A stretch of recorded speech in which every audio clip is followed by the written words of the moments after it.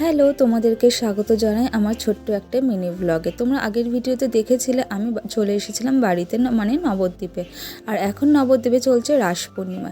দেখো, আজকে ঘুরতে বেরিয়েছিলাম, রাসে কী কী ঠাকুর দেখেছি তোমাদের সাথে শেয়ার করছি। সব জায়গায় পুজোর আমেজ শেষ হয়ে গেছে, কিন্তু আমাদের শহরে পুজোর আমেজ সবে শুরু হয়েছে। আজকে ছিল রাসের প্রথম যে মায়ের মূর্তি দেখতে পাচ্ছ, এই হচ্ছে নবদ্বীপের রাজরানী মা গৌরাঙ্গিনী। দুর্গা পূজায় দুর্গা ঠাকুরের পুজো হয়, কালী পুজোয় কালী ঠাকুরের পুজো হয়, কিন্তু একমাত্র এই রাসে বিভিন্ন রকম দেবদেবীর পুজো ও আরাধনা করা হয়। নবদ্বীপের রাসের ঐতিহ্য কম বেশি সবাই জানে, তাই তো প্রতি বছরের নয় এবছরও প্রচুর ভিড়, প্রচুর ভক্তের সমাগম হয়েছে নবদ্বীপে। আর এত ভিড় আগের তুলনায় মনে হয় অনেকটা বেশি ভিড় এবারও হয়েছে। আর এই হচ্ছে আগমেশ্বরী পাড়ার মা মহিষমর্দিনী। মায়ের অপরূপ রূপ দেখে অবশ্যই তোমাদের খুব ভালো লাগবে। এই ঠাকুর দেখার পর আমরা চলে এসেছিলাম এখানে কালী ঠাকুর দেখতে, আর এরপর আমরা চলে এসেছিলাম মা ভদ্রাকালীর দর্শন করতে। এই হচ্ছে মা ভদ্রাকালী। এখন মা ভদ্রাকালীর সন্ধ্যা আরতি চলছিল।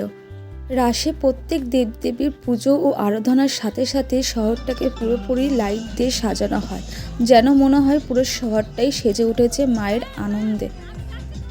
এত হাঁটাহাঁটি ঘোরার পর গলার আওয়াজ একটু ভালো নেই, যতটা পেয়েছি তোমাদের সাথে শেয়ার করলাম। যদি ভালো লাগে প্লিজ লাইক করো আর চ্যানেলটাকে সাবস্ক্রাইব করো। টিল দেন বাই বাই, দেখা হবে খুব শীঘ্রই ছোট্ট একটা মিনি ব্লগে। বাই।